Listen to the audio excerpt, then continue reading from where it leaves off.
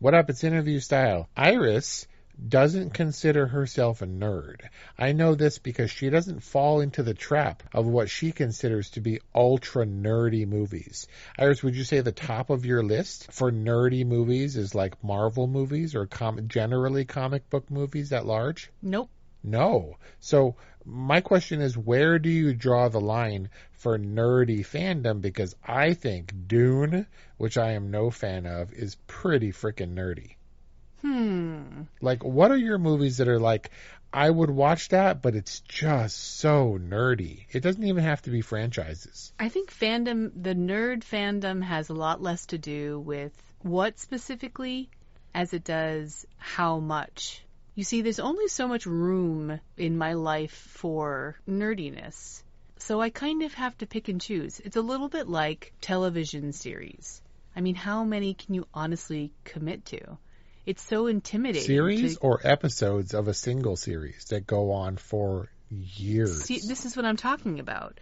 The Wire and The Sopranos and The Pit and Wait a minute. The Wire was like 3 seasons. Sopranos was like 6.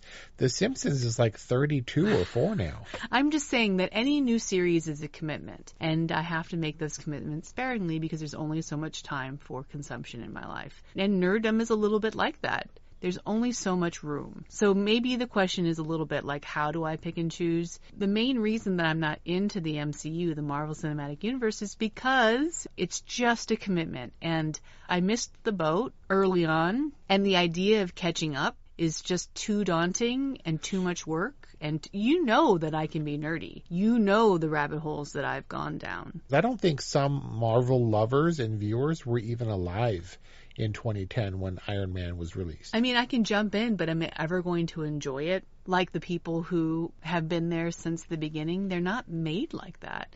They're full of inside jokes. They're full of callbacks and bits that will never be rewarding for me like they are for a Marvel fan. So, like 1 and done or 3 and done, you're much more on board with? But also, Dune at least pretends to be premium cinema. I guess that sounds silly. It pretends to be a really serious movie, whereas the Marvel movies have no pretense whatsoever. They're there to make money. Oh, man, it's coming. This year will be a Barbenheimer-level clash.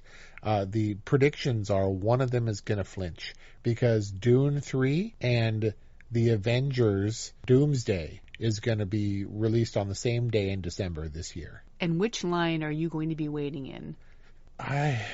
If I had to choose, I would choose Marvel at this point because there's so much swirling around the making. Honestly, there's like a Dune 3 trailer now, and I wasn't even aware that they were actually in production. Obviously, when it was greenlit like years ago. I guess, but they were all greenlit, and I thought they were waiting. No. But that's why he has that shaved head thing instead of the Timothée Chalamet locks. Oh, you mean at the Academy Awards? And before that, where he looks like a dorky little kid, as opposed to Jesus or whatever. There was no question of his manhood at the Academy Awards. What? He didn't look like a kid at all next to those boobs. I definitely wasn't looking at his manhood, that's for sure. Is it age? Like, The Lord of the Rings came out a long time ago. You were all about those movies, I guess, because they're like one and done. But then there were Hobbits, and there's another freaking Lord of the Rings movie coming out. Yeah, wasn't there the Smaug or whatever? Or was that animated? The Desolation of Smaug was one of the Hobbit movies. Yeah. Just who's got time, Wes? For reals. We have time. Our job is to watch movies. It's our entire livelihood. You know how much money we make off of talking about movies? I'm just saying, you got to pick and choose. And I have my predilections. I have the rabbit holes that I've traveled down. And I think the only glaring hole that I've missed is Marvel. And that's all right. Well, yeah. And luckily for us, there's no shortage of movies that we can cover, and more movies. For every one we discuss, 100 have been released. So that's good for us, right? Yeah, that's the good news at orwhatevermovies.com or wherever you get podcasts. So to close this one out, do you think that Dune is the nerdiest you nerd out? Definitely not. No? What is it? Come on. Everybody wants to know. I went down my whole Zodiac rabbit hole, but nothing can top Dracula. I mean, just come on. But those... okay, there are some nerdy Dracula nerds for sure. Like, the goth has a whole nerdy subset, but Dune nerds are frickin' nerds, dude. Really? Yeah. You can't say that that dude who was riding the worm in the movie theater lobby was a nerd.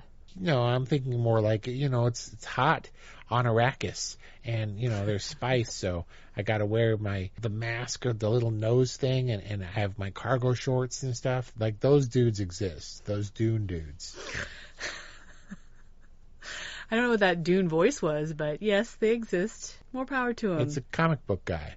All right, Iris is a big nerd, just doesn't want to admit it. Nerd Thanks alert. for playing. Love you. Goodbye.